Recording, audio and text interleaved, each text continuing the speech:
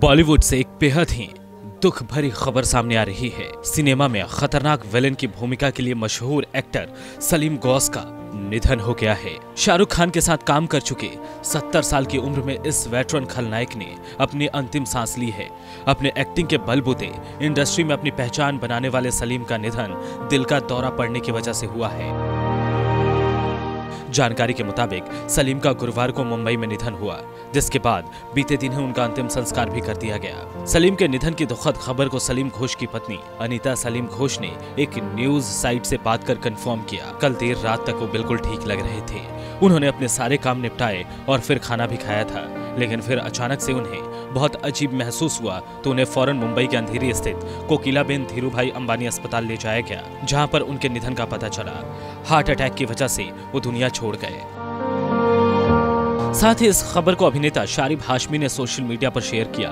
उन्होंने एक post share करते हुए जानकारी दी।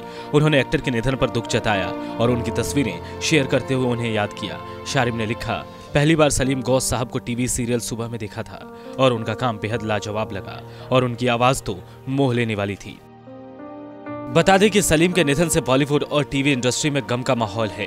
वो फिल्म इंडस्ट्री के मशहूर स्टार्स में से एक रहे हैं। उनकी निभाई हुई खलनायक की भूमिकाएं दर्शकों को खूब पसंद आती थी। सालों तक उन्होंने इंडस्ट्री में खूब काम किया।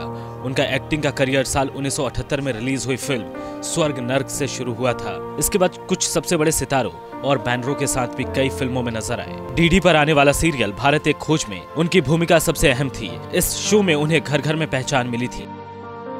उन्होंने शाहरुख खान और माधुरी दीक्षित की फिल्म कोयला में भी बेहतरीन किरदार अदा किया था। इसके बाद मंथन, चक्र, कलयुग, सारांश, त्रिकाल आघात, द्रोही, मोहन जोशी हाजिर हो, सरतारी बेगम, कोयला, सोल्जर जैसी ढेर सारी फिल्मों में उन्होंने काम किया। उन्होंने 1995 में रिलीज हुई Hindi version film the lion king में स्कार नामक चरित्र के लिए अपनी आवाज भी दी थी। सिर्फ फिल्में ही नहीं बल्कि छोटे पर्दे यानी टेलीविजन पर भी उन्होंने काम किया। उनकी अदायगी के लोग फैन हुआ करते थे। वो टीपू सुल्तान, भारत एक खोज, कृष्णा और वागले की दुनिया जैसे कई प्रोजेक्ट्स का हिस्सा बने। उन्होंने हिंदी, तमिल और कई दूसरी भाषाओं में काम किया।